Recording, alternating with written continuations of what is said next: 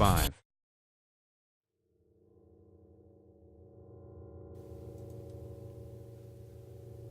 The F-35 Lightning II is a single-seat, single-engine, all-weather stealth multi-role fighter developed by Lockheed Martin of the United States.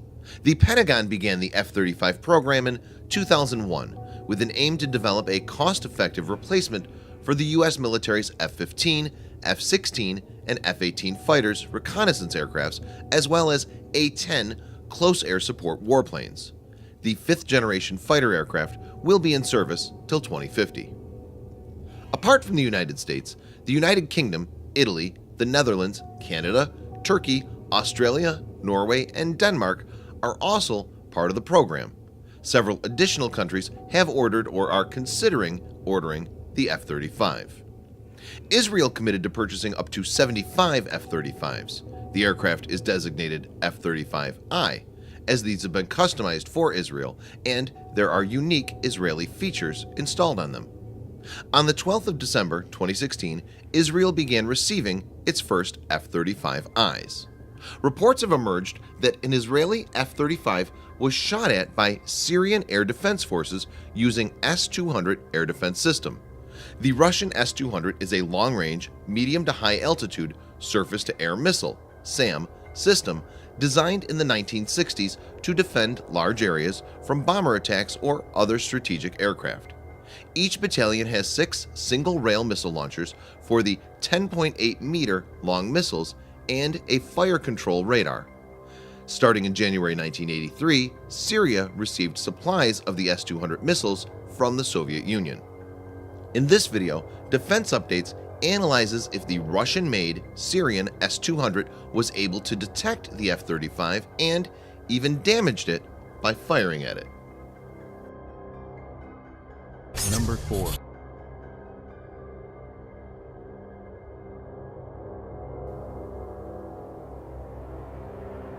On October 16th, Russian Defense Minister Shoigu arrived in Israel for meetings with Israeli Defense Minister Avigdor Lieberman and Israeli Prime Minister Benjamin Netanyahu.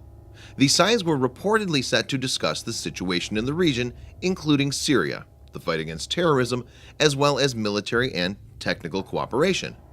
On the same day, the Israeli Defense Forces (IDF) claimed that its warplanes targeted an anti-aircraft battery of the Syrian Air Defense Forces that had launched a missile at Israeli aircraft flying over Lebanon. The Israeli newspaper Haaretz reported on the issue. The army targeted the battery with 4 bombs and, according to the IDF, the battery was damaged to the extent that it was no longer operational. The army said the battery targeted was the same that fired at Israeli jets last March, prompting Israel to make use of its Arrow anti-missile system for the first time. Some experts and media outlets linked the incident with the visit of the Russian defense minister to Tel Aviv, saying that it was a demonstration of power to the Russian-Iranian-Syrian alliance. Number 3. The Syrian military confirmed the Israeli strikes and said that they caused material damage.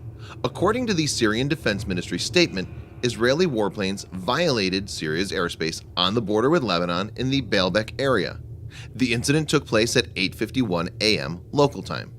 It's interesting to note that the Syrian Defense Ministry said in its statement that government forces responded to the violation of the airspace and directly hit one of the jets, forcing the Israeli aircraft to retreat.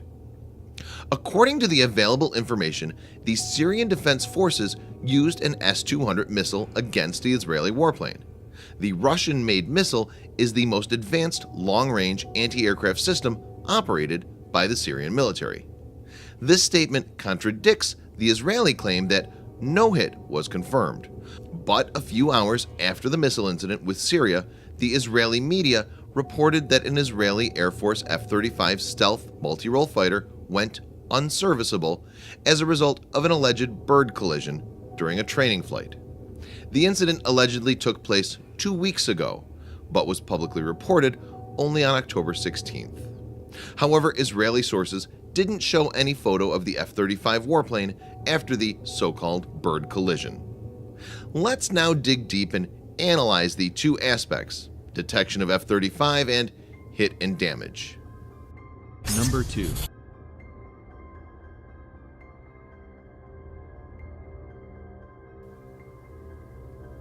The F-35 is the world's most expensive warplane. The price of developing the F-35 is now about $406.5 billion. Israel is paying about $100 million for each plane. The F-35 has been designed to have a low radar cross-section that's primarily due to the shape of the aircraft and the use of stealthy, radar-absorbent materials in its construction. Hence, the aircraft is expected to evade enemy radars. But one thing both the involved parties, Israel and Syria, agreed is that the aircraft was fired on. This means at the very least the aircraft was detected and tracked. This development has unprecedented implications since the main feature of the F-35 is the stealth characteristic, which should enable it to remain undetected, especially by a primitive system like the S-200. Russia has already deployed much more powerful upgrade of this system, namely the S-400, and is currently in the process of developing the S-500, which will be even more powerful. The scenario for the F-35 seems bleak if confronted by an S-400 or S-500 in the future. Number 1.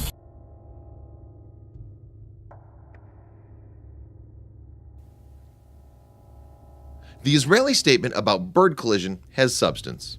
Israel is one of the busiest bird migration routes in the world. The BBC even terms Israel a migration superhighway. Bird collisions can make aircrafts unserviceable for weeks. On the same breath, it must be noted that stealthy aircraft have been shot down by outdated air defense systems before.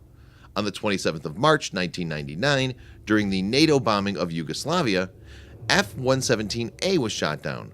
Unknown to NATO, Yugoslav air defenses operators had found they could detect F-117s with their Soviet radars after some modifications. In 2005, former colonel of Yugoslav Army Zoltan Dani confirmed this in an interview, suggesting that those modifications involved using long wavelengths, which allowed them to detect the aircraft when the wheel well or bomb bay doors were open. S-200 missiles have 217 kilogram, that's 478 pound, warheads, and a direct hit will blow any aircraft out of the sky with no possibility of returning to base. But if the missile is slightly diverted by a countermeasure, then only a few fragmentation pellets from the warhead would have hit the plane and it would still be able to get home. With the currently available information, no solid conclusion can be drawn if an actual hit was made. Thanks for watching. Subscribe for more videos like this. Hit the like button if you find the video interesting, and kindly provide your feedback in the comment section. This will help us improve.